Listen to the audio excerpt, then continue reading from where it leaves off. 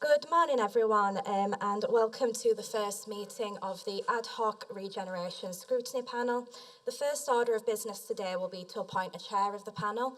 Please could I invite members to submit their nominations. I'd like to nominate Councillor Smage. Thank you. Please could another member of the panel second the nomination.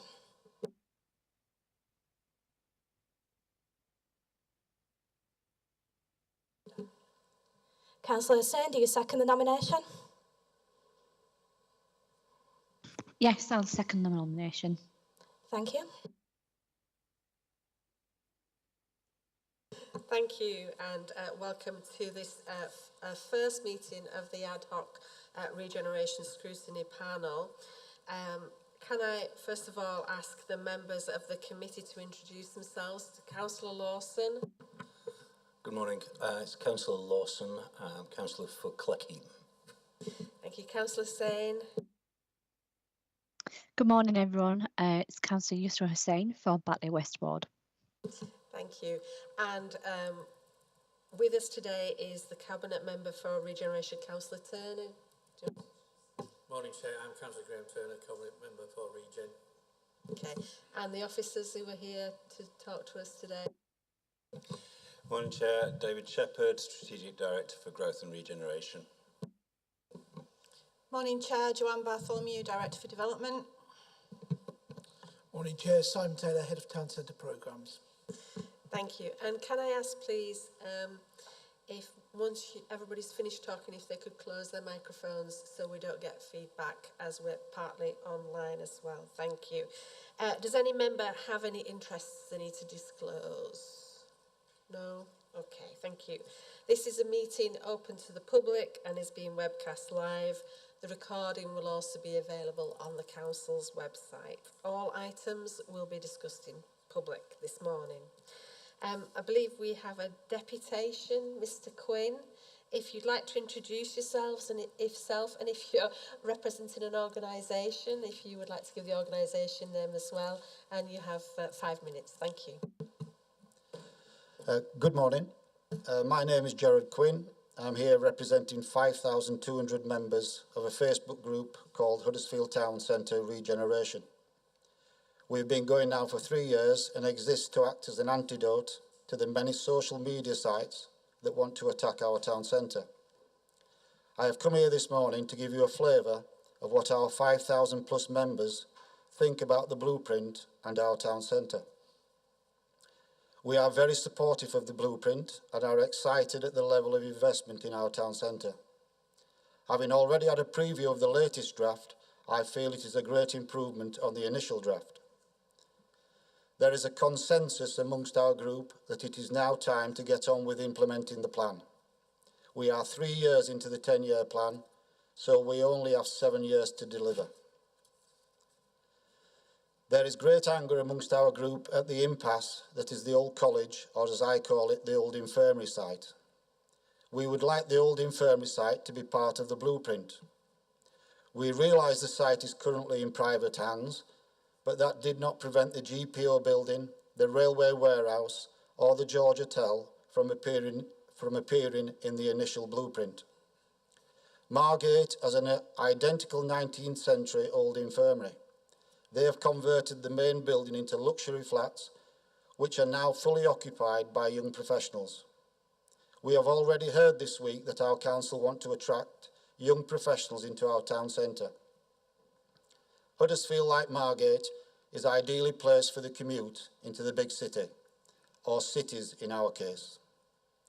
Also, how good would it be if the planned supermarket for the site was a more upmarket brand? After all, we know why many of our older citizens choose to shop in Halifax or Barnsley rather than Huddersfield. We are concerned that Cross Church Street seems to have slipped down the pecking order for renovation. This is one of our oldest and busiest streets and is in desperate need of some urgent care and attention. We would also like the council to include Viaduct Street in the blueprint. In our view, there is scope to widen the pavement outside the eateries on Viaduct Street. A few years ago, this was a very popular area, but seems to have fallen out of favour. This week, one of the bars announced it was shut in due to lack of footfall. I am sure that our highways team can come up with a plan similar to those around Wood Street.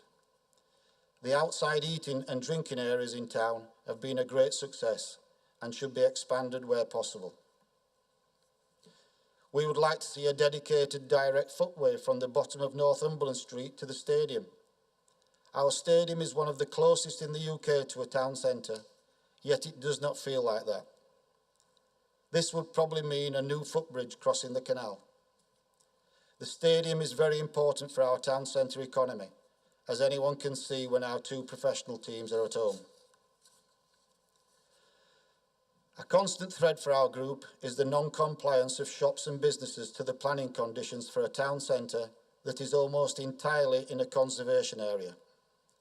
In February this year, I reported a building on Northumberland Street to planning enforcement for their oversized advertisement banners. I had an immediate reply to say no planning permission had been granted for the banners. I was informed that a compliance officer would be allocated to the job. To this date, no such officer has been allocated. This is not an isolated incident. At the bottom of Greenhead Road are some grade 2 listed cottages, some of the oldest in Huddersfield. The exterior of one of the cottages has been totally covered with pictures of the menu from the takeaway inside. I have also reported this to planning enforcement and no action to my knowledge has been taken. Besides the planning enforcement page, our council's website also has a section for reporting graffiti. I have reported the same building on Northumberland Street for having a gable end that is filled with graffiti.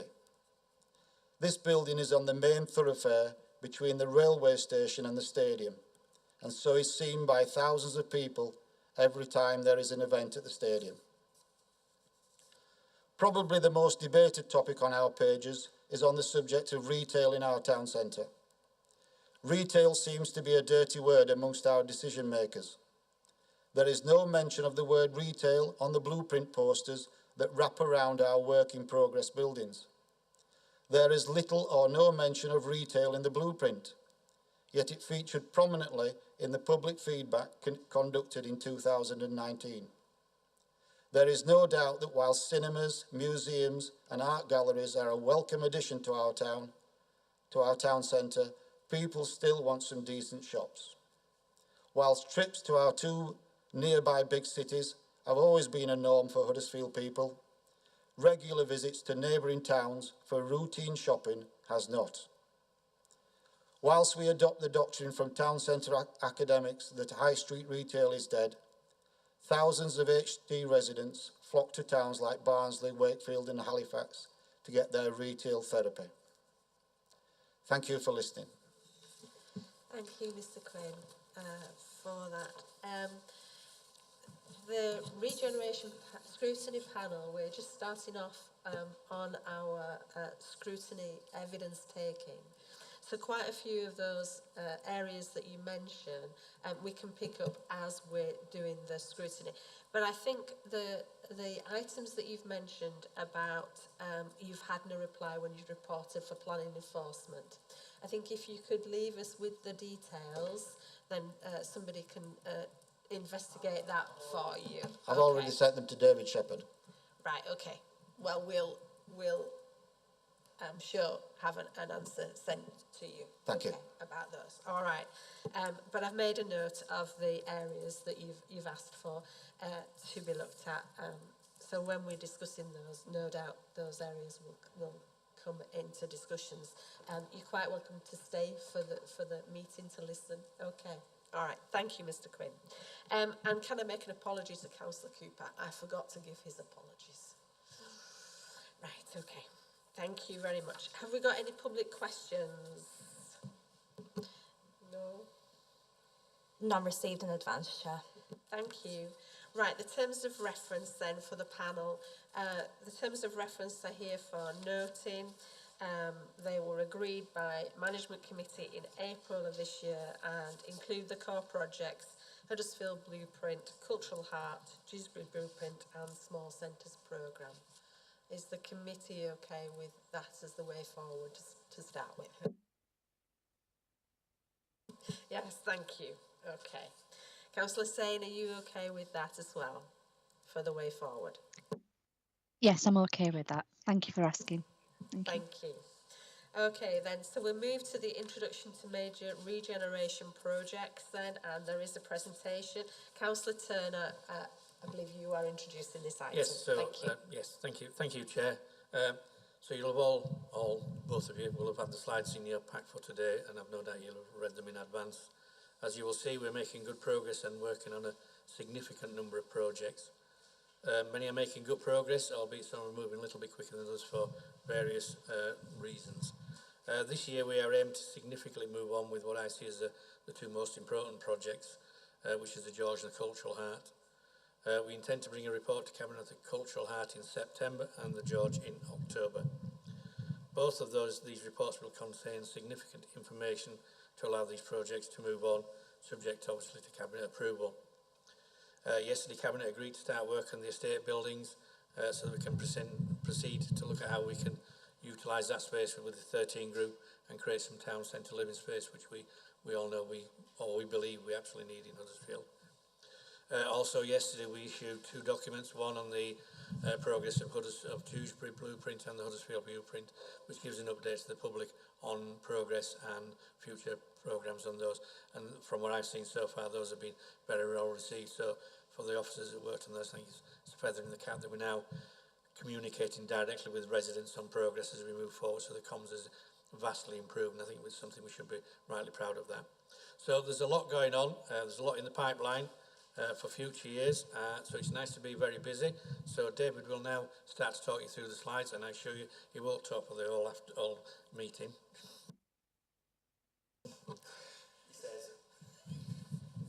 Thank you, Councillor Turner. Thank you, Chair. First things first, again, thank you to Gerard as well for coming along and giving his deputation. It is very good to have the feedback loop that we get through Gerard and his group. And the issues that are raised there, some of which we'll pick up on in the presentation as the Council's response, long-term response.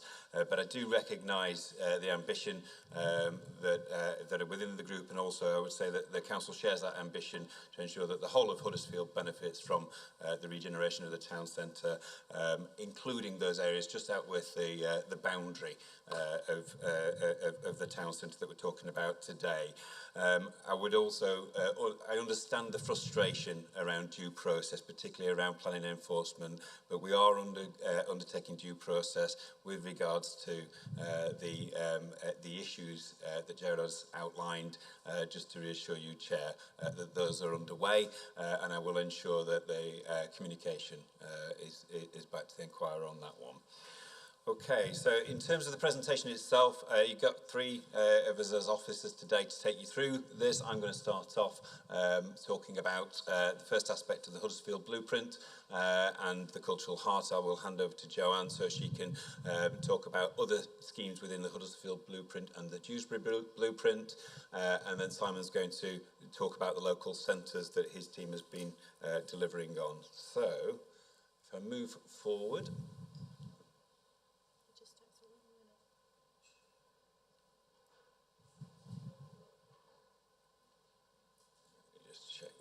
Seem to be working.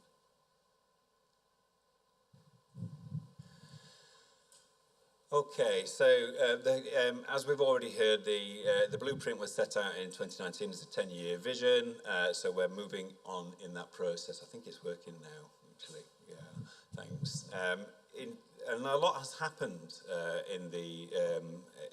certainly in the last couple of years. We've moved to a position now where we're quite confident that there is over £2 billion of investment that's coming into and around Huddersfield Town Centre. Some of it is the council, some of it is other partners, such as Network Rail, who are working with us, and the university. Network Rail, as members of this committee will know, are sponsoring the Transpennine upgrade, which currently we have around 7,000 passenger movement movements per hour through Huddersfield, and that's expected to upgrade significantly. The amount of money being spent by the government on the Trans-Pennine upgrade is in excess of £3 billion. £1.5 billion of that is within Kirklees itself, and a significant focus is on Huddersfield and Dewsbury, and that transport investment is catalytic, certainly in the council's mind, and we need to make sure that the regeneration investment of ourselves and our partners aligns with that investment that's coming in over the next 8 to 10 year period. And this isn't funding that's just promised, it's funding that is now in the government's programme. So the Transport and Works Act order has been set out and set out by the Secretary of State. So the programme is already gearing up, and the council are gearing up to deliver that. I will talk about the cultural heart, but also, as has already been mentioned in the deputation, the station to stadium is a particularly important area for us, because whilst we're putting a lot of investment into the town centre and into the cultural and leisure economy, Huddersfield does need to earn its keep as well, and we need to ensure that there is space within and on the edge of the town centre for businesses to grow. So we are undertaking a further piece of work, which is a master plan for the station to stadium enterprise corridor, which does what it says on the tin. It creates space for enterprise, working on the back of the Network Rail investment, but then the university's investment as well in their second campus, which is a £250 million investment in total on the former sports centre site at Southgate, and through to the stadium itself, as you've already heard, which is a really important area, not just because of the opportunity to create space for business, but also to create that public realm that we've heard about, and ensure that actually it's a positive route through within Huddersfield for the many thousands of people who already use that as a route through to the stadium. We will touch on the George Hotel. John will talk to you about that and the other parts of the presentation. So rather than go through that list, if I can move on to the next slide, thank you.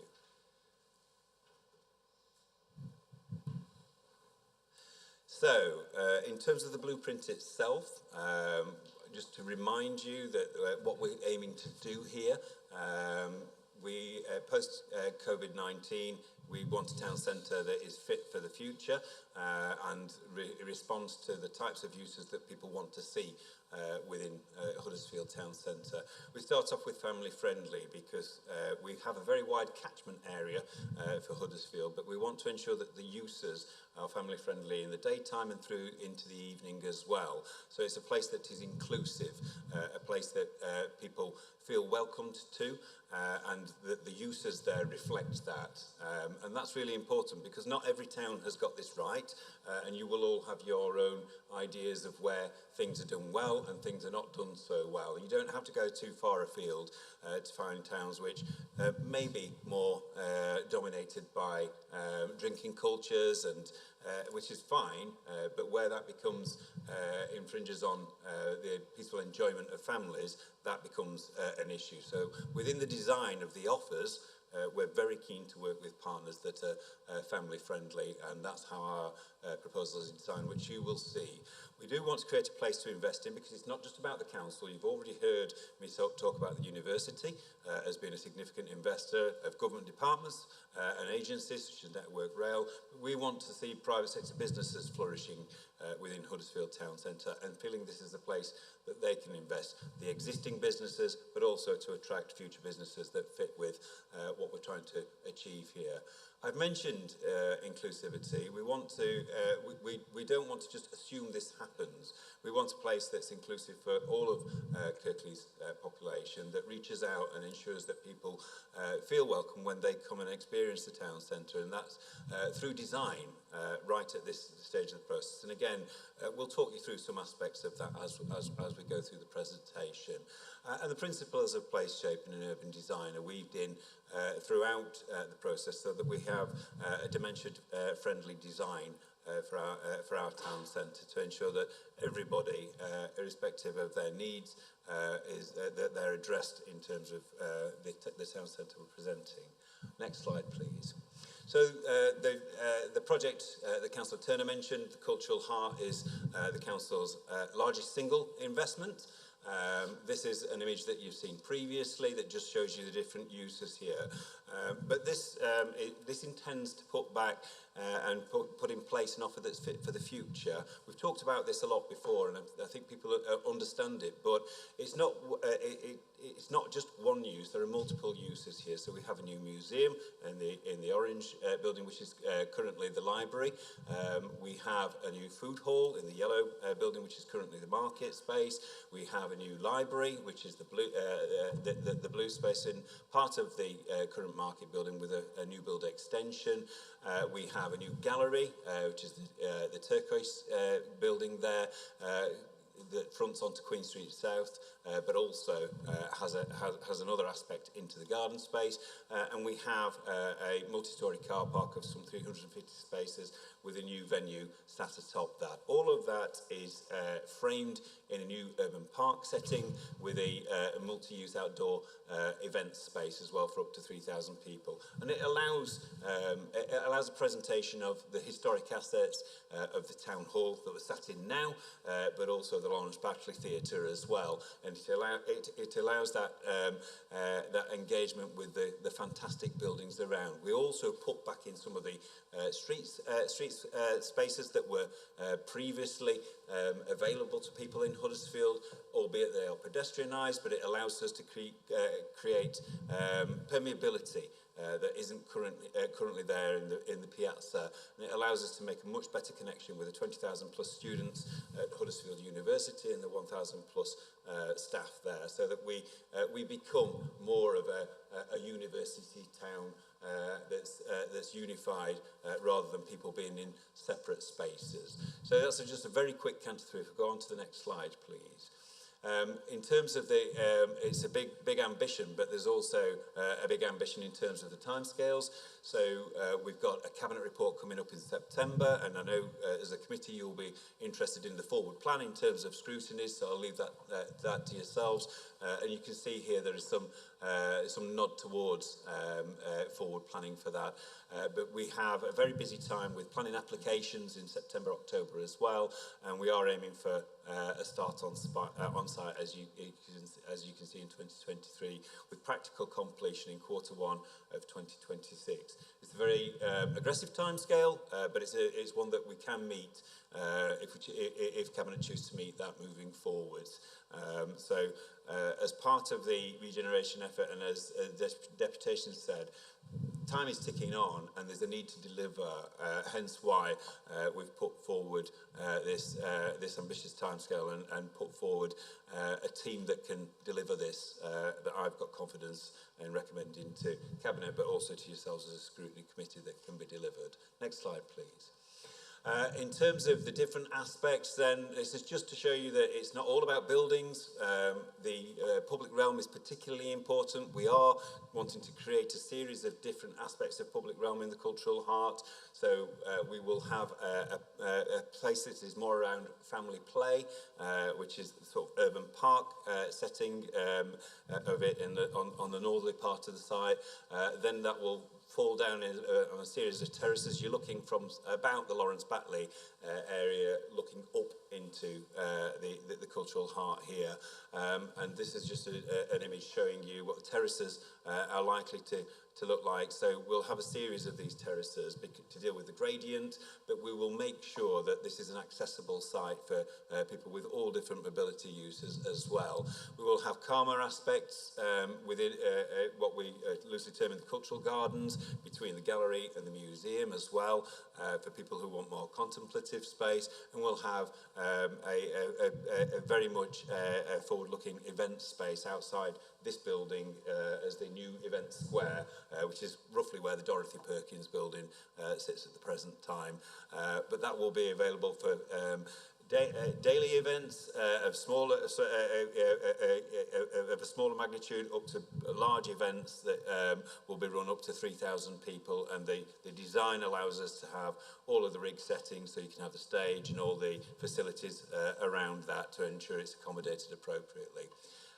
Next slide, please. So I'm going to hand over to Joanne now, who's going to take you through the bulk of the rest of the presentation, and Simon will finish off for us. Thank you, Chair.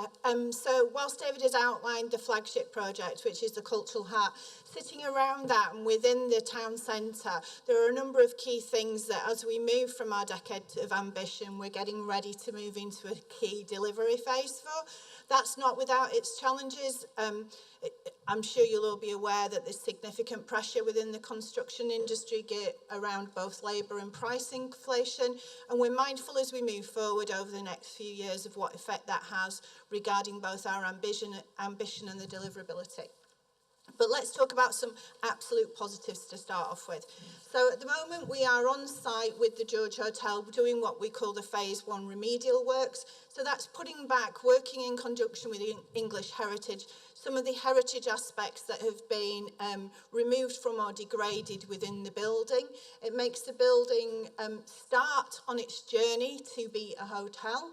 We've been working with Queensbury, who are a nationally renowned development management organisation, to bring forward a hotel partner for ourselves. And we are on target late summer to come to Cabinet with a suggested hotel operator for the George Hotel. We'll be looking for completion of that ahead of the Cultural Heart. A lot of the things that we're putting in place will finish earlier than the Cultural Heart. As David has said, it's an aggressive time frame for delivery around that. But we anticipate that late 2024 we will be, in conjunction with our hotel partner, opening a hotel on the St George's Square. That will be around 90 plus bedroom hotel, which is the right amount for us as a town and has a good level of viability around it. Exciting times for us. The town needs and deserves a hotel that helps it sit within itself. And as I move on to the rest of the presentation, the importance of having a good quality hotel offer to things like the Station to Stadium Gateway and other wider business regeneration, I hope will become apparent. So I'll take the next slide if I may. So just sitting slightly off the edge of St George's Square and on the Station to Stadium Gateway that David has earlier outlined is our Northumberland Street. And Mr Quinn mentioned aspects of Northumberland Street in his earlier deputation. It's a key regeneration for us. So we have already there what is locally referred to as the open market that sits within an existing building that is listed. What we've got going in, and the deadline is Tuesday of next week, is a Levelling Up Fund Round 2 bid for money from government to help us create a new and vibrant shopping offer within there. So respecting aspects of the current market, providing a different market and leisure offer, looking at the times that might be open, and remembering that actually alongside this, we're bringing forward that live in the town centre aspect with the work on estate buildings. This will provide a bit of a hub.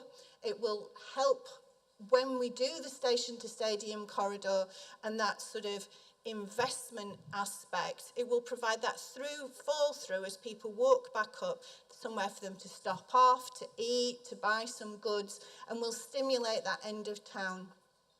The current levelling up bid sits at approximately 18 million, and as a council we would need to put in the usual 10% of that, which sits at 1.8 million.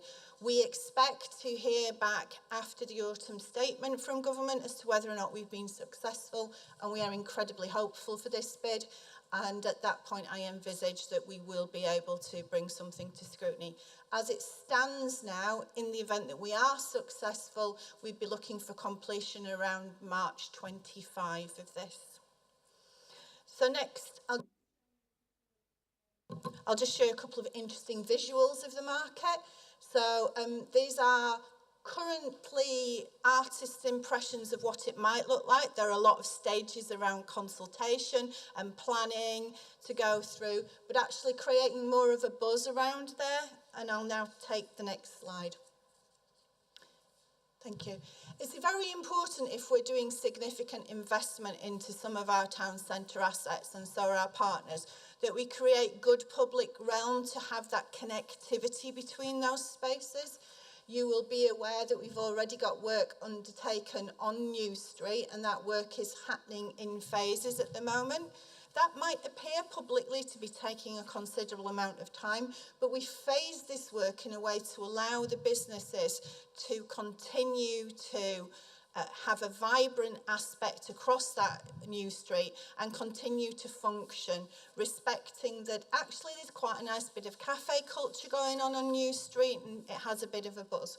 But what we're putting into there will be much more seating, places to stop and relax. There'll be some shade, allowing the town to feel more accessible to people, particularly who might have mobility issues.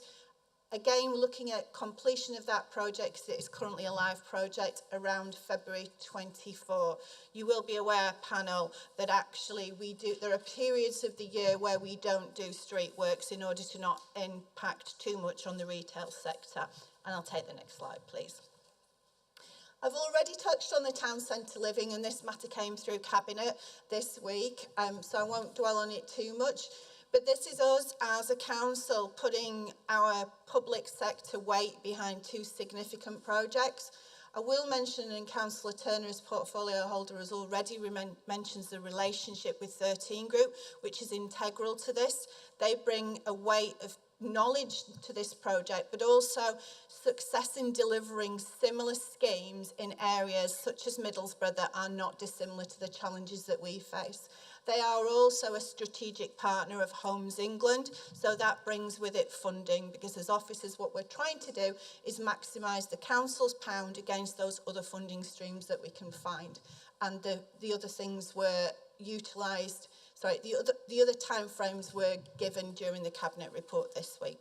The exclusivity agreement runs for about a year, so we would expect early in the new year to be showing aspects of what that can deliver for us. And I'll take the next slide. As a town centre, we wouldn't be anything if we weren't looking at our connectivity.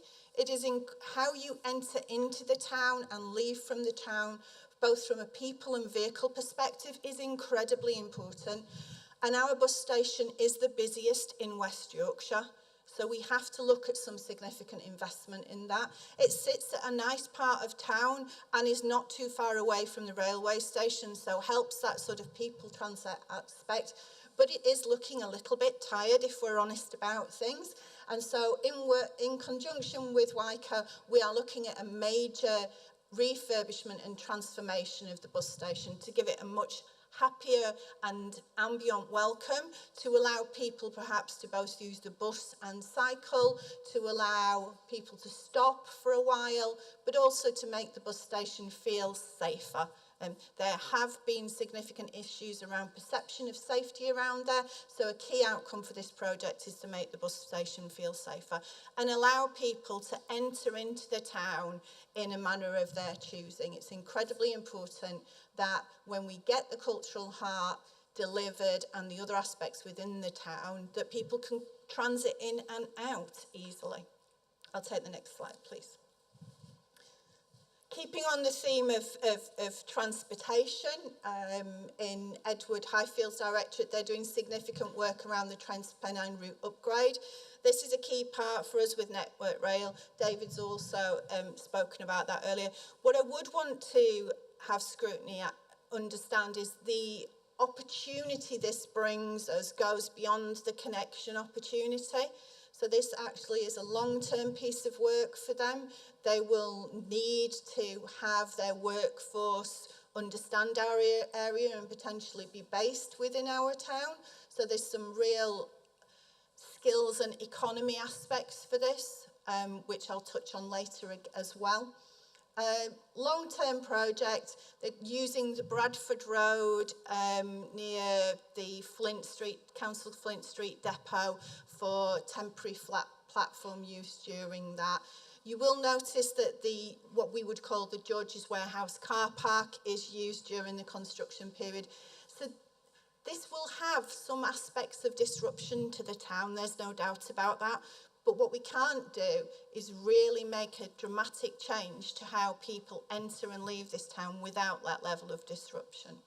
Having said that, once we get past the Transpennine route upgrade, the estate buildings transformation, and we've opened the George Hotel, I think we will be proud to have had a significant investment impact into the square.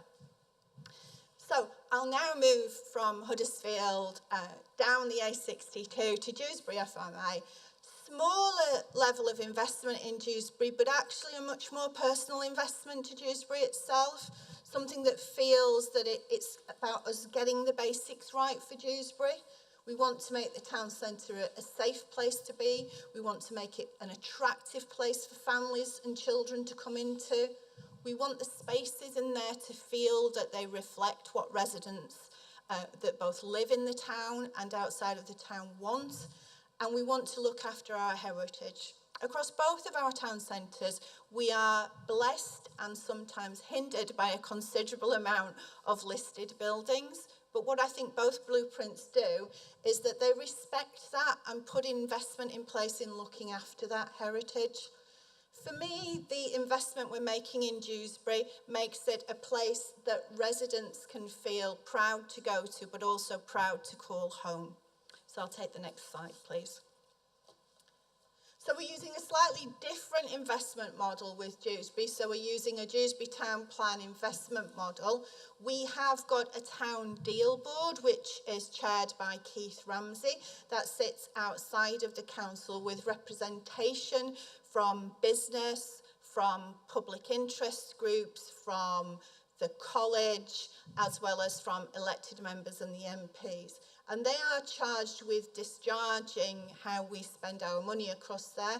There's just short of £25 million worth of town deal grant that they have, and we're matching that with around £27 million of council investment. There are 9 key projects within the town deal. I'm quite heartened to, whenever I'm at the town deal board, to hear them talk beyond these projects of the change that will make within the town. But those 9 projects are absolutely key to the transformation of Dewsbury itself. And the top few of those I will go into further detail in this presentation. So I'll take the next slide, please. Dewsbury Arcade is one of those things that if you blinked when you walked past, you would miss it at the moment. It's a very small entranceway diagonally opposite the town hall, and has been closed for some time. This is one of the most exciting aspects for Dewsbury for me. So working in partnership with a community interest company. So this is the community themselves stepping forward to manage a new arcade in there, and working it with additional funding from the HLF outside of the council and the town deal board. We're looking to bring that back to life. We acquired it in 2020. The design works are going through. The community group have approval to lease that building from us and run it. And as we sit now, we're looking to construction towards the end of this summer, and with an opening around 2024 for that. That will create a different type of ambience in that particular area. So we will have to respond to that as a council around what we do in terms of keeping the town centre clean and tidy and feeling good, because Dewsbury has a long burn for some of its projects, and I'll come on to that. But it will create a different offer and somewhere for families and individuals to go and stop and shop. And will feel owned by the community because they've stepped forward for that. So that investment is around 4 million plus HLF funding. And I'll take the next slide. I've already touched on Huddersfield, and as a council we have a proud market tradition, and Dewsbury Market has in the past been one of the biggest markets in West Yorkshire and very well attended.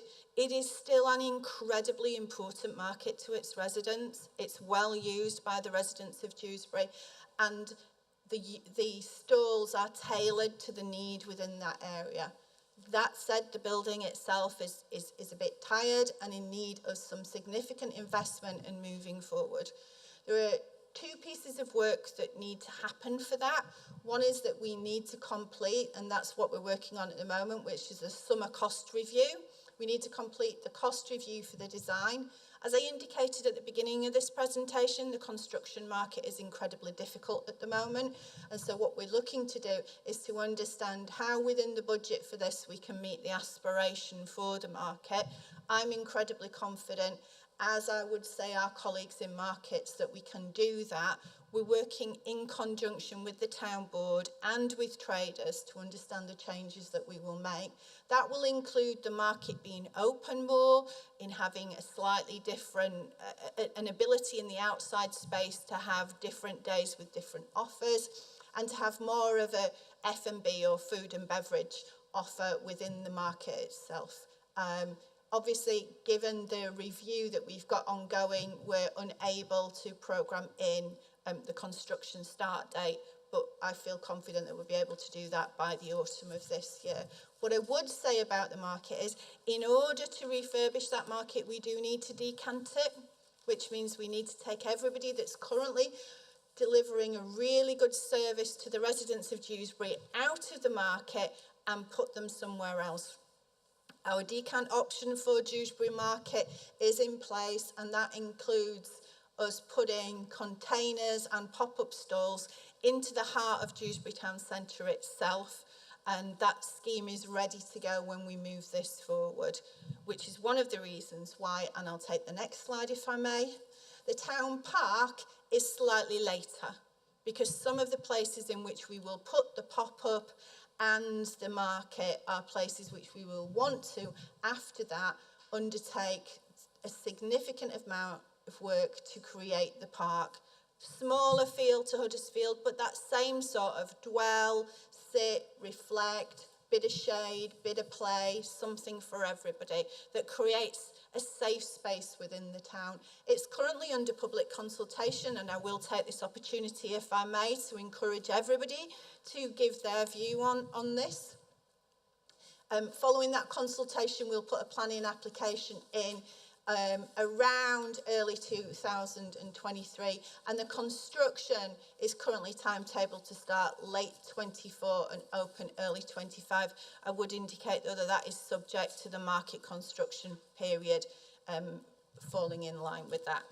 And I'll just take the next slide if I may.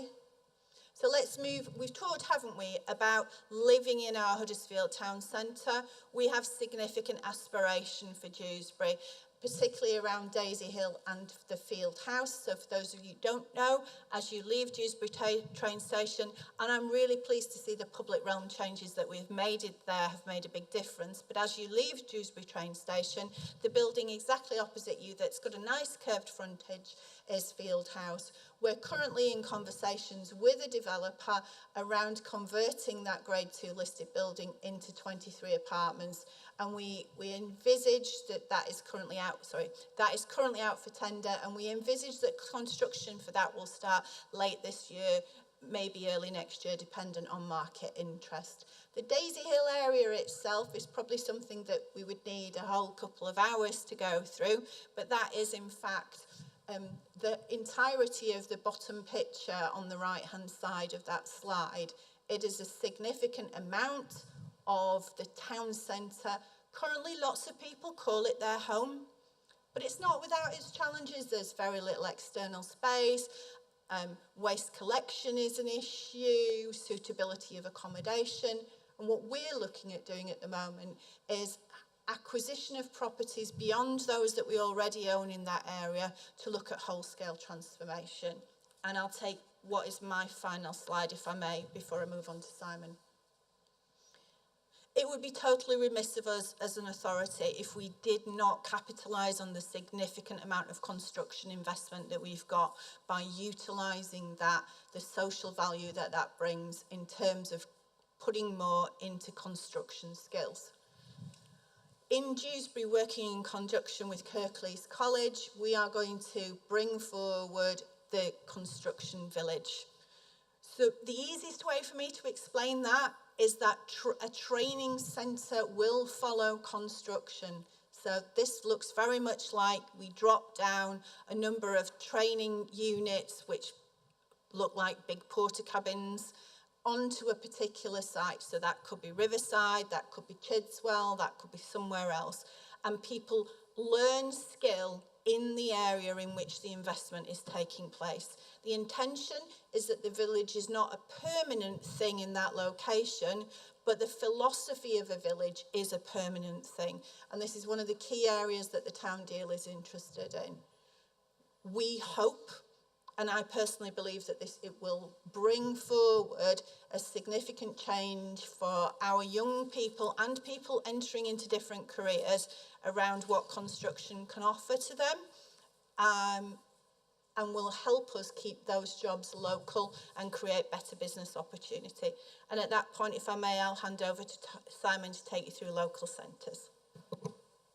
Thank you very much. I'm very conscious of time, actually, and local centres is very much sort of at the start of a series of journeys in terms of transforming a number of towns. And I think we hark back to sort of March 2021 when we agreed with Cabinet which towns we would start to work in. That includes Batley, Cleckheaton, Holmfirth and Heckman Wyke. So we are working in those areas, and they're all progressing at very different rates. And part of the proposal is to work very closely with our ward members. The slides that you've got sort of set out where we are, and some of them feel like they're just a list of dates, but they're in really important parts of the process. We've done place standard engagement in all 4 centres now, which is been throwing up some really interesting comments about the future of those town centres, and where possible we've been able to enhance some of that place standard work, particularly places like Batley, where we've been able to sort of attract in further consultation responses to that initial piece of work. And that's exactly what place standard is about a journey through the process and gathering information as we move along. That slide there is around Holmfirth. The stage where we're at with Holmfirth is that we're busy working with the ward councillors on the early parts of the master plan. The key part of it right now is to engage a very sort of wide set of stakeholders, and some stakeholder groups sessions were held a couple of weeks ago. So we're in that process now. We will end up going to consultation a bit later this year, hopefully in October, once we've had time to adjust some of the consultation responses and sort of produce a slightly amended version of the master plan. So those stakeholder events have been quite helpful and quite productive at pointing us in the right direction of some of the sort of key projects that some of the communities would like to see delivered. And I think that's a key part of the small centres work, is about identifying some key projects that we can start to make changes in those towns. The next slide, please, if that's okay. The next one there is Cleckheaton, probably the most recent set of consultation. We ran a consultation event for a month. That will continue. We've been working with ward councillors in that ward to put together an early version of the master plan. It has ideas, some of which will stick and some of which will not, to be quite frankly, and that's part of the process. That has been a very interesting journey, actually. We've had over 2,000 hits on the website about the master plan at the moment, which it seems quite high. We're working to get more of that in, and I know the ward councils and the MP have contacted us about more engagement with local businesses, and we're looking into how we can facilitate that. So early part of that process. I think the next slide shows the stage we're at with the master plan in generality there, but that is just our starting point, and I suspect the detail on that is quite small, but that's a typical example of where we are. That document's online at the moment. I'm just going to move to the next slide, which I think is about Marsden. It's slightly out of sync, this one. Connected to our small centres, local centres work, are a couple of levelling up fund bids. Joanna's referred to one for Huddersfield. So we've been working with all the MPs on potential bids to government, and that deadline is next week. The two in the local centres are one around Marsden, working with Jason McCartney on a potential bid for new mill. And if you know Marsden, it's the large mill at the centre of the town there. So that's an important part of that regeneration process. Alongside that, council did some early work a while ago supporting a local group with their bid to the Heritage Lottery Fund. And I'm pleased to say that Marsden Mechanics is now up and running and benefiting from some of our assistance there. So some early work in that particular centre. Just moving on to the next slide, which is just, that's just some details of New Mill. I'll just move to the next one quickly, if that's okay. Just move on to Batley. Batley is probably our most advanced local centre at the moment. In parallel with the master planning work, we've been working with the MP on a potential levelling up fund bid there. And they're very much being worked up in parallel, the master plan and some key projects. What the Batley project is around decent quality public realm for the centre of Batley. If you know Batley, it's around Commercial Street and Marketplace, and actually trying to break down that barrier between the town centre and the very large Tesco store at the edge that fronts onto Bradford Road. So the next couple of slides are just some of the work that we are presenting to government. That particular slide there shows you a view of Commercial Street, trying to introduce some pedestrianisation there. Been working with business to gauge their level of acceptance to that, because obviously pedestrianisation brings with it all sorts of issues around parking and access and all those sorts of things. But I think we've worked very well with ward councillors, with the MP and some of those businesses to come to sort of an almost a sort of a compromise solution on this. I think some of the devil will be in the detail as we move through the design phases. But at the moment, businesses seem supportive of us pushing forward with a levelling up fund bid. And you can see there the Tesco building on the right. We're trying to bridge the gap. Commercial Street is set up very high in Batley, and you have to bridge a very severe sort of incline into the car park, and we're trying to make that better. So we're talking with Tesco about land acquisition, and at the moment we're waiting for a decision from their board on whether or not they are agreeable to a leasing or a sale of that area of land. So that particular project will go forward into the levelling up, and that will be matched with, the next slide, a revamping of Marketplace. If you know Marketplace, it is the area in front of the town hall and the old police station building there. Through the consultation, we know people want to use that space more intensively. We want it to be much more of a sort of family place as well, where we can introduce some play elements as well. But importantly for the community and businesses, having a space that's set up for events and a marketplace. And at the moment, although there is space, the equipment is poor and it's very tired. So that's going into the bid as well. The next slide is a visual of that. Some of the key issues around Batley are around rat running of vehicles, illicit parking, and general poor behaviour, I suppose, by car drivers that are sort of beginning to become a reason not to visit the town. So we're trying to manage that traffic better so that we have a quieter, more inviting space across the whole of the town. Next slide, please. That just gives you a sort of plan view of the Tesco option, which is a connection from Commercial Street down into the car park. As you can see there, we'll have a terracing effect onto from that area in the town centre down into the car park there. So it will be landscaped, there'll be areas to sit as well. Plus it's a much more gentle incline so that everybody can get from one place to the other without being overly sort of tested physically. So I think they're the main areas. I think that one of the things that's missed off here is an update on Heckman Wyke. Heckman Wyke is going a little bit slower.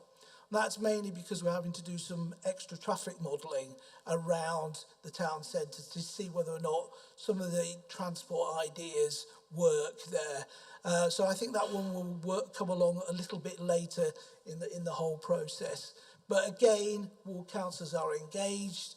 They're on board with that time frame, and they're on board with the ideas so far. And we'll move towards a position where we're starting to engage and consult with communities later this year. Okay, thank you for that. Okay, thank you very much for that. Obviously, as we go into each phase of what you've described, we will question in detail the different areas of work. But I just wondered if the panel had any questions at this moment in time. Councillor Lawson? Thank you, Chair. Many questions, as you say, and in varying degrees of detail, of course. I think I'd like to start with Huddersfield, with the blueprint, with the wider blueprint, rather than just the cultural art. Sorry, I'll just adjust my microphone there. I think one of the things is historically through the life of the blueprint, there's been some necessary zigzagging and changes of plan, and it's gone through a couple of different models. It is going to change the geography and the landmarking of the whole town centre, and I wonder whether we've finished our land assembly, whether that's complete, and the sense of dropping some of the buildings and where the gaps are and where the skyline's going to be created, that would be really useful to know. And I don't know whether you want all these questions one by one or whether you want me to just dump them, or it's up to you. Yeah, I can answer. Councillor said, I've also seen that you're waiting for a question, so I'll come to you after Councillor Lawson's. Okay, question. So, in brief, we have the land assembly in place for the major projects that we wish to deliver at this time. So the key one being the cultural heart, and we own obviously the entirety of the land use that we require within that, and we're working through obviously the tenant arrangements in that to ensure that they're brought to a timely end. Clearly, we are approached from time to time, and we're aware of a number of opportunities in Huddersfield Town Centre, but the council have the assets that we require to deliver the regeneration programmes that we've set out here. We are working in partnership with others, though, who may be interested in other assets, and obviously one of those was with the university, where we sold them the piece of land, and obviously we're working with Network Rail, who are interested in the environments around the train station, which obviously they own a fair bit, and we own some of the other assets. I have quite a few questions. Do you want to bring in Councillor Hussain? Yeah, thank you. Councillor Hussain, do you want to come in with your question? Yes. Can you hear me okay? Yes, we can hear you fine. Yeah. Fine. First of all, I want to thank you, David, Joanne and Simon, for your presentations there. They all look very, very amazing to see, and it's a really, really positive change in my eyes for all the towns that you mentioned, whether it be Huddersfield, whether it be Dewsbury, or whether it be the smaller towns. Simon, I want to say a special thank you to you for Batley Town Centre plan that you presented. I'm really looking forward to that. I know that we'll be working closely with yourselves on that, and I'm really pleased to see some of the work that's gone on there. And also on Dewsbury, I want to mention a positive point. I'm really pleased to know that you're trying to bring in the construction industry, and I like the idea of educating people that want to go into different careers and looking at it from a different angle. So I really appreciate that as well, Joanne. My question is, whilst we're making these changes to town centres, whether it be smaller towns or bigger towns like Dewsbury, particularly where I'm from on the north of Kirklees, Batley and Dewsbury are in reasonably close proximity to each other.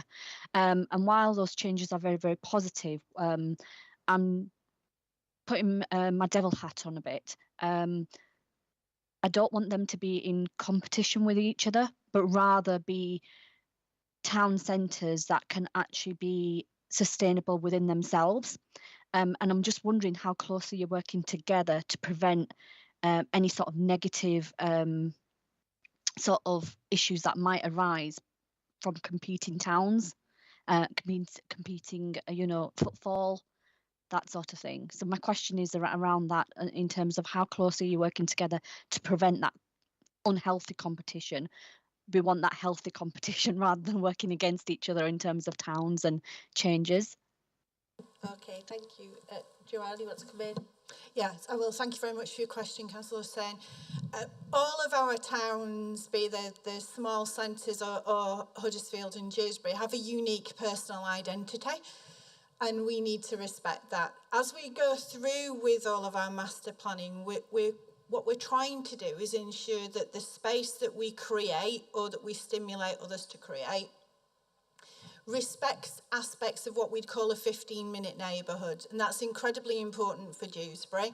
So are we creating a town centre that's easily accessible by public transport, or can you walk there within 15 minutes? What I think we're doing when we do that is to allow the towns to be for the people that live in that immediate area, and also potentially to have some draw. Both Batley and Dewsbury respect the needs of the residents both in their towns and in the wider area, and my personal view is that they don't compete with that. I think our biggest challenge is when we get to the small centres. And what do we do around public engagement? And some of that will be, the biggest challenge for that will be around how do you get about the district? So that balance of what do we put in place in terms of transport infrastructure, working with the bus companies to allow you to travel easily to a place where you may choose to do your shopping, or what do we put locally, and how does that draw away from other areas? At this moment in time, the Small Centres programme is in its infancy, and we would rather refer to it as being about local needs. So it's about those local centres, so they reflect what we need locally rather than draw from other areas. But we are conscious that some of them are set off ahead of others, and what we don't want to do is exactly what Councillor Hussain said, is pull retail from one place to another place, and we're working on that. Okay, thanks. For Dewsbury Market, or when you're doing the works in Batley Marketplace, and Clackheaton also has a regular market as well. When you're moving traders around the town because you're developing an area, are you considering the footfalls so that people's natural route for shopping in those areas is maintained as much as possible, so retail doesn't lose the footfall because what you've put in has moved? Yeah. That's an excellent question, Chair, and one of the things that exercises a large proportion of my time and Simon's is how do you keep a thriving town centre, be that one of our larger towns or one of our local areas, working effectively both for the retail sector, the leisure sector, and for its residents during significant construction. So one of the things that we've started to put in place for Huddersfield and Dewsbury, and that will be expanded out to the local centres, is what we call people and vehicle movement strategies. So understanding how the desire lines of where people walk, how they're going to be affected by construction, putting in place information that's in the street around how you can access things, putting information in the street around how long you might not necessarily be able to travel down a particular road. So giving the public information all the time.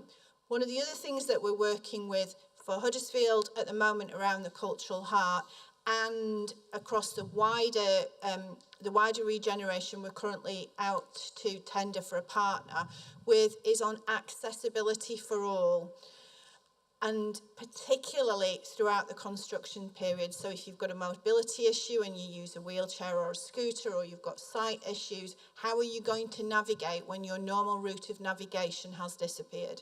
So in answer to your question, it is something that we're consistently working on, and we will use our town centre links to make sure that the retail sector helps us influence that. Okay, Councillor Hussain, did you have another question? I think that's my question's been answered. Thank you, Councillor Smage. Okay, thanks. Councillor Lawson. Thank you, Chair. I'm really glad to hear actually about that vehicle and priorities, vehicle and people priorities. That'd be something that I'd really like to have a look at and see how that operates strategically and what the challenges are and what the dangers and risks are going forward. One of the things that he's really only kind of touched on lightly here, and it may be in the background of some of the papers and some of the reports and strategies, is our green commitment and our climate change commitment through all of this work. Now, I do understand some of the philosophy behind keeping some of the buildings rather than dropping them, because there's a significant carbon footprint, increasing carbon footprint by dropping those buildings and starting all over again. And that's laudable. I was really very pleased to see that when I came across it. There are other issues, though, that planting some trees aren't going to solve. One of those is how the buildings are powered, how they're future-proofed, how we anticipate some of those issues that are going to come down the line, how we design the buildings that we have. I'm reminded of making buildings out of good quality materials that can then be reused for other buildings. It's happened before. Can we look at that again? So those kinds of issues. I'm also really kind of concerned that both the major town centres there are encircled by ring roads. And in a week where we've had a report to government that describes the dangers of the increased dangers of vascular dementia by poor quality air. I think that's something that really must play on our minds.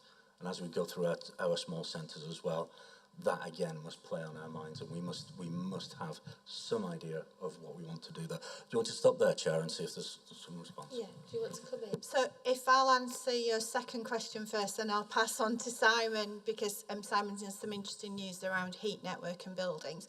So our ring roads create an opportunity but also a barrier. So they help us understand the town centre. But in terms of permeability, i.e. getting into the town centre, both for Huddersfield and Dewsbury, if you're a pedestrian, they can be quite a difficult journey to navigate. If I reflect on Dewsbury, Councillor Lawson, if you're coming over to the bus station from the Asda, the supermarket side, it can be in 3-4 crossings before you get across.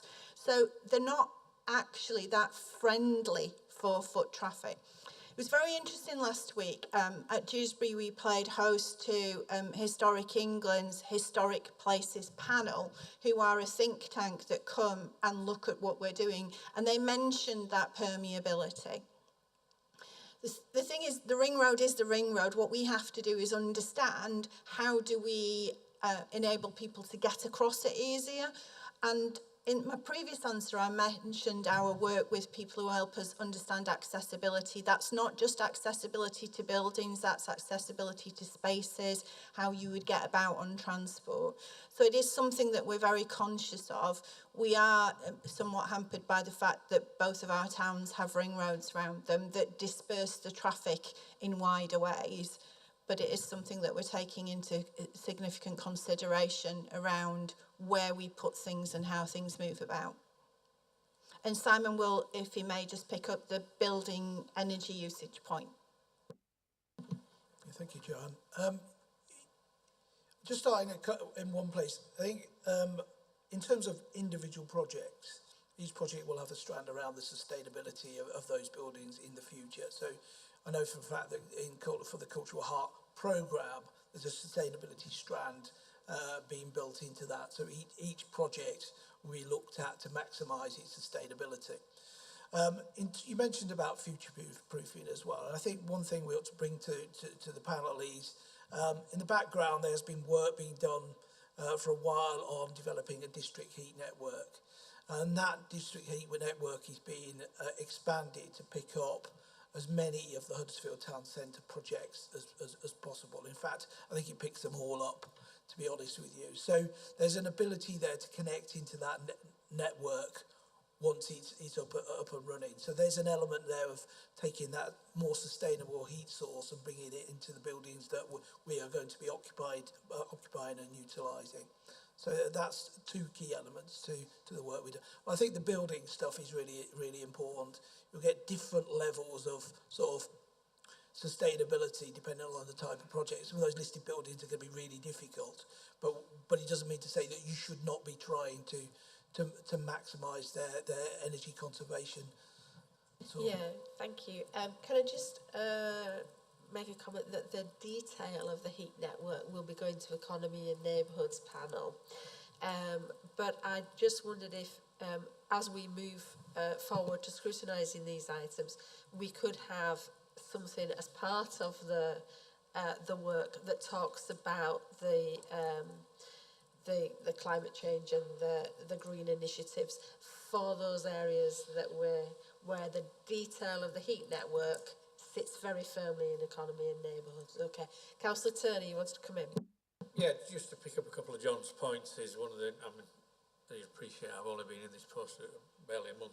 One of the first conversations I had around certainly the cultural heart buildings, because that's the most developed, was how green is this, how sustainable is it, and that's all in view. And we'll promise that we'll look at putting solar panels on the roof of where we can. You can't always put them on because of the listed nature of some of the buildings and the market are a bit difficult because it's a funny shape, but where we can, the intention is to put solar panels on there.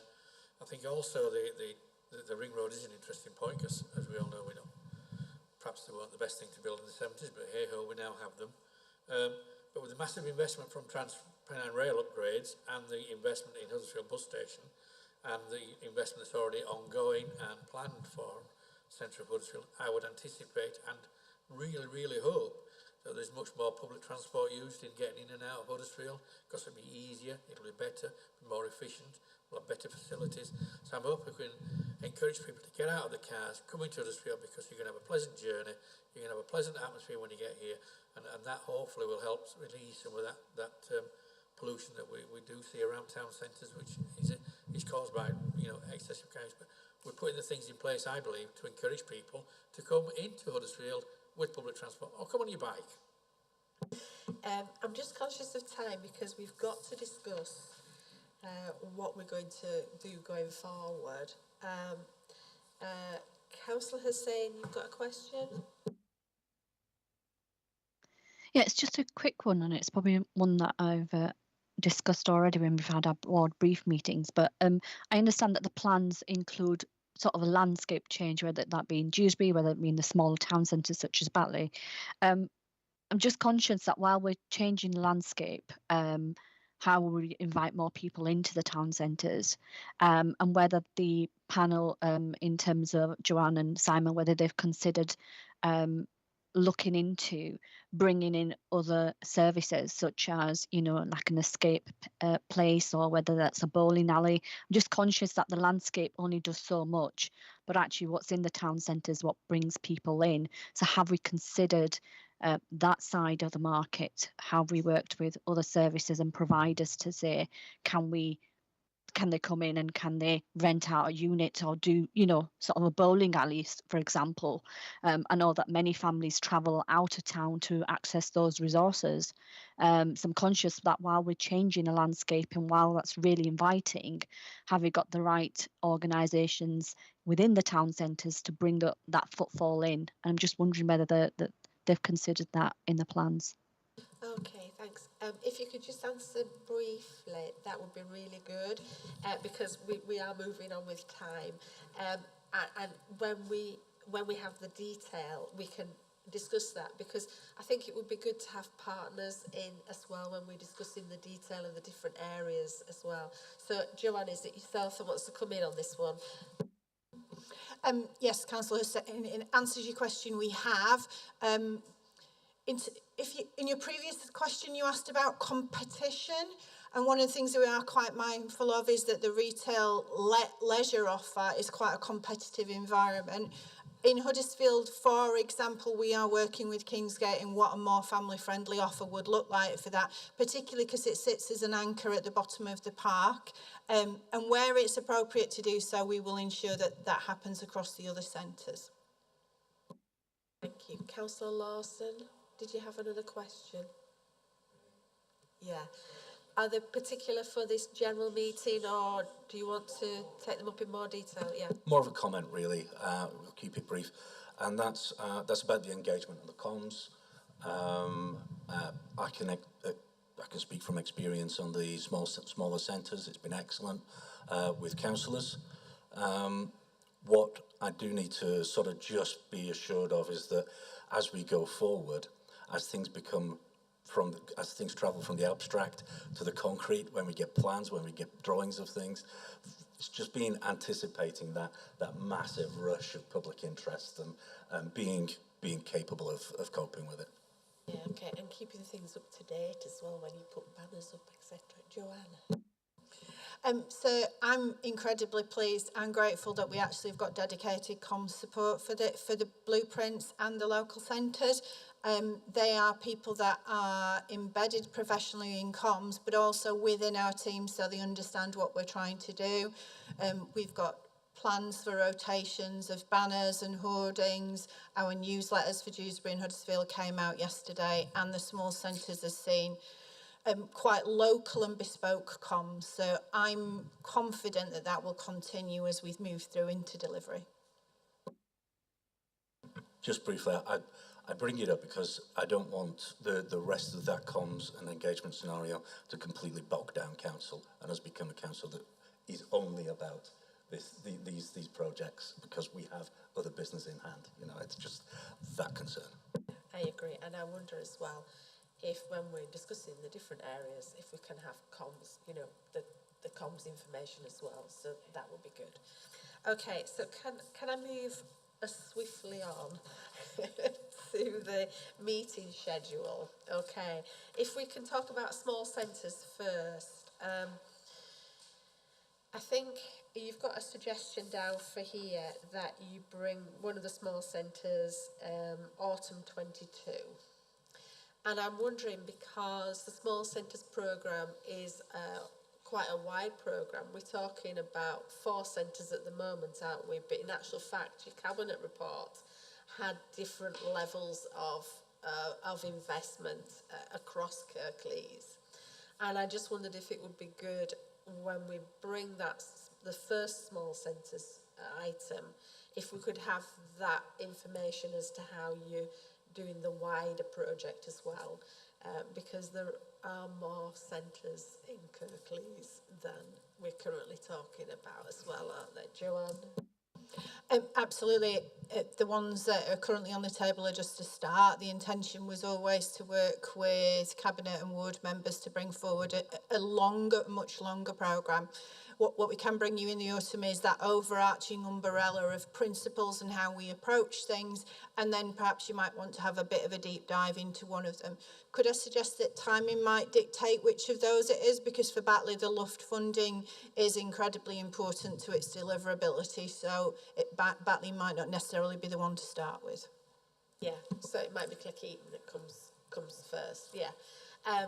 And if appropriate as well, we could hold a meeting in the places that we're talking about, if appropriate. Right, okay. So is everybody okay with the small centres, that we have that overarching view and then we deep dive into each one? Councillor Sane, are you okay with that as well?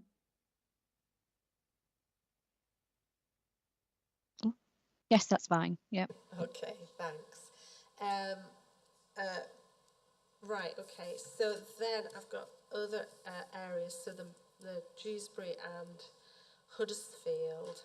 Now, I wondered if it would be a good idea to, when we're talking about the different gateways, to bring different things in. So if we're talking about the station to stadium enterprise corridor, the George Hotel, that sort of area is sort of a cohesive area in the town, isn't it?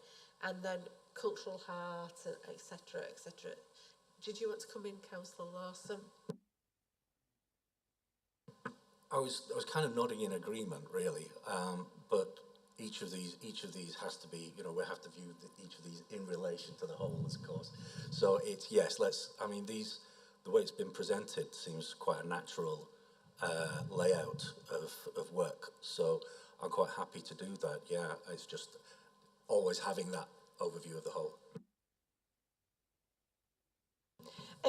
It makes absolute sense. Whilst these are individual projects, they're part of a larger master plan that sits alongside each other. The George, which will be a decision point within the autumn, sits within the square, which is, you know, is important to understand the railway station and to understand estate buildings alongside that. So you've got different timescales for the different parts of it, I noticed, to come to scrutiny. So I'm wondering, when you come to scrutiny at those points in time, if we can talk about the whole, do you know what I mean? So we have input onto the whole, all the way through. I think that would be really good, so that we can see the impact across. Yeah, I think that's really important, because if you did each bit individually, we'd be meeting every week anyway, wouldn't we? And the impact of that on that is really important. So I think doing it in that George said, then the cultural art, doing it in those bits makes really good sense, because they do link it. Whilst they're separate projects and have different timescales, they all have an impact on each other. So I think, yeah. Yeah, so, and also have meetings so that we input at an early stage in things, so that there is time for consideration of recommendations before they go to Cabinet. That would be really helpful. Not so that we just Cabinet, scrutiny 1 week, Cabinet the next. Do you know what I mean? There's some time for the recommendations to be considered and discussed. I'm probably going to kick myself, but I found that we get really good engagement with the regeneration projects in understanding what it is we're trying to achieve when we've walked the area. So I think myself and Simon would like to offer you a scrutiny ahead of any scrutiny meeting, that we walk the area we're talking about. It's really important that you bring to life the impact and the changes. And every time we've taken somebody round Huddersfield or Dewsbury, you can bring what is a very flat document to life a lot more. And I think everybody would benefit from that, Chair. Yeah, is that okay with the panel? Yes. Yeah, Councillor Say? Yeah, I'm agreeable. Yeah. Yes, Councillor I am. Lawson, Thank yeah. you. And I think it would be good as well if when we're talking of Dewsbury, if we're in Dewsbury, and then we can invite partners as well. And when we're in Huddersfield, we can invite partners in Huddersfield, etc. Yeah, it just seems to me that we just need as wide input as possible into the discussions. Councillor Lawson. I mean, what's included in there is the opportunity for deputations for community members who have particular issues or statements to make. So I think if myself and Jodie can work with somebody on the dates to bring it up, because you've got some that we need to have a meeting late August, early September, some that we need late September, some that we need in November, some that we need in autumn, etc. So if we could plan those dates in advance, even if they're put in the diary as provisional, and then they're moved, it's easier to put dates in and move them than it is to suddenly need a date, isn't it? I think as well, if we can, let's not forget as well that this is a long-term scrutiny. It's an ad hoc. We can more easily have meetings at a shorter notice, so we could have some meetings all together, and then there'd be a gap, and then there'd be some meetings later on next year as well. We need to be able to discuss things as and when the different projects need that. Is that okay, Councillor Lawson? So traditionally ad hoc have been quite short runs. I think what I'm hearing described is a long run ad hoc. I just wonder what effect that has on the other ad hoc scrutiny panels, and are we losing anything with the other scrutiny panels? So at the moment we've got a housing ad hoc that's currently running, but that is due to finish. That's in the writing of the report stage at this moment in time and looking at recommendations. So when that has finished, we would just have this ad hoc. We would then need to consider as we move forward whether we need any further ad hocs and what resources for that. But I think we need to see how this runs and see if it needs to change as it moves along. Really, this is sort of a see how it goes. You know, that makes absolute sense. It's fluid, and we need to keep it fluid. I'm just wondering about the impact on other stuff. Thanks. We need to keep an eye on all of that. So the work programmes on the standing panels will operate as usual, and then the ad hoc will come in. So yeah, we need to take account of the resource as well. And when we're talking about the different segments in towns, I'd forgotten to mention as well about your public realm work. So how you ensuring that the rest of the town is welcoming as well. I think that would be a good part, because people don't just stick to one part of a town. If I may come in on that point, we are currently working across all council directorates to understand what we do about keeping our investment to a particular standard, but also what we do around creating good quality spaces everywhere. Exactly as you've indicated there, it's not good enough to have some bits that look brilliant and some bits that look perhaps in need of investment. So we have to lift, in all of these instances, the whole of the town. And that requires some thought about operationally, how do we manage that? And that's a process we're currently going through. Are there any more points that the panel wish to raise about the meetings going forward, or what such? Councillor Lawson? The days of the meetings might want to be discussed, because there are some traditionally difficult days for panel members. So going forward, we might want to discuss which days those are on. Thank you. Yes, we will take account of other commitments. Okay. All right then. So can I say thank you ever so much to everybody for joining the meeting today. I'm sorry we went on a little bit longer, but it was important that we have these discussions. Okay, thank you, and we'll close the meeting. Thank you. Thank you.